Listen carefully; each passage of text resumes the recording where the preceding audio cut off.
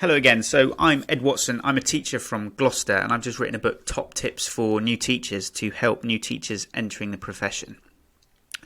The book condenses all the tips and advice that I've learnt over the years, just to try and help, again, like I said, new teachers who are new to the profession, just giving them those tips and advice that they are often just left to find out for themselves. So in today's episode, we're going to look at the power of routines, and we're going to look at three things in particular.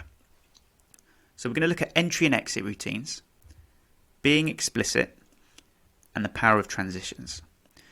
Now, I don't think there's anything more important to a lesson than how the pupils enter and exit your classroom. The entrance sets the tone for your lesson. If it's calm, orderly, and structured, then it sets the tone for what's to come next. Now, the exit routine is also extremely important, because how the students enter your classroom and how the students exit the classroom, that's what the students are going to remember.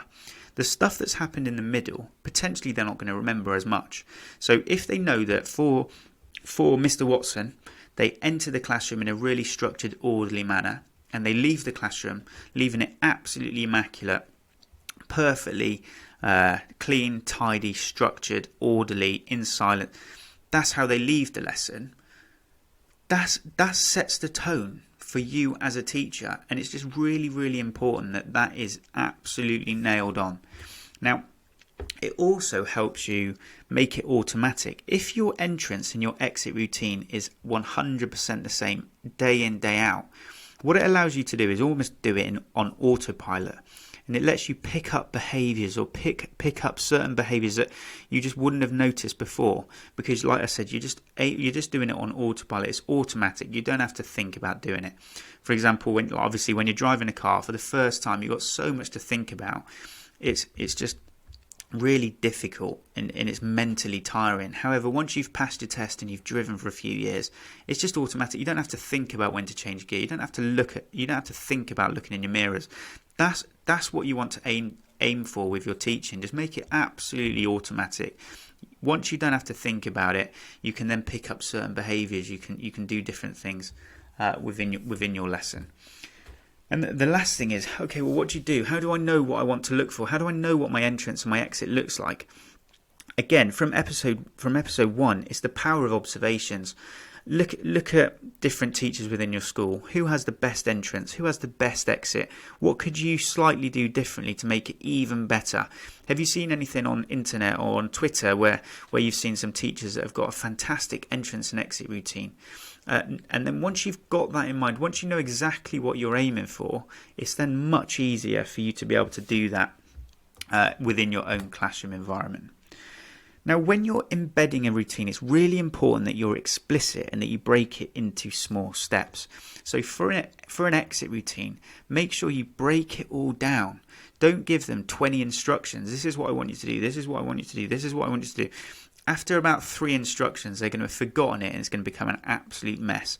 So make sure, okay, the first instruction, this is what I'd like you to do. I'd like to pass your books to the front I'd like you to pass your books from the back to the front.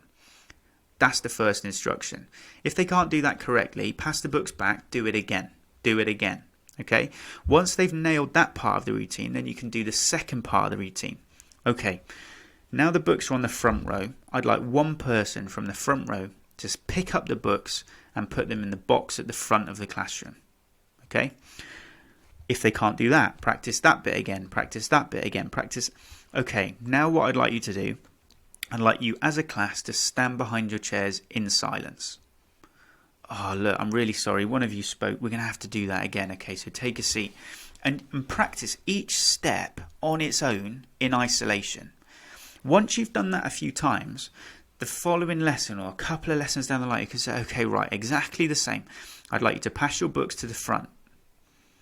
I'd like one person to put the books into the box. I'd like the whole class to stand behind their chairs and you can get quicker and you can get quicker and you can get quicker. And that's the whole point about routines. They do take time to embed. You won't be able to tell them once and then it be done. You will have to go over it and over it and over it and over it and over it. But once you've got it, you can get a whole class to pack away in 30 seconds, no issues, completely in silence. And if you think about the amount of learning time that's going to be maximised by you doing that, it's absolutely superb. Okay, so entrance and exit. Practice the routines in small steps and be relentless. You will think you've cracked it. They will go away on a half term. The first lesson back after half term, it will be like you've got to start again. Be relentless. They will rise to your expectations, and never ever think, oh, this is going to be too difficult. They will get there.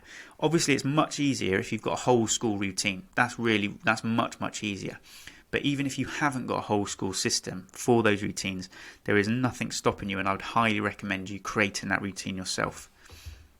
And again, know what you're aiming for. Go and observe different teachers. Who's got the best entrance routine? Who's got the best exit routine? And aim to copy that into your own classroom. The last one, again, like I spoke about this at the end of the previous episode, make sure those transitions are tight. Okay, so make sure there is absolutely minimal dead time between activities. What's the activity I want to do next? Have I handed out the worksheets? Do I want them to stick it in? Have I given them the glue sticks? Are the scissors already on their desk? Make sure that all of that stuff is prepared for in advance, because then once you go from one activity to another, if it's already on their desk for them, you minimise that dead time, and it just makes that whole classroom management procedure so much easier. So make sure you plan ahead, and it just makes sure you've got a really smooth, orderly classroom. Okay, that is the power of routines. In the next episode, we're going to look at pedagogy and how we can use that to maximise the impact that we've got on our classroom.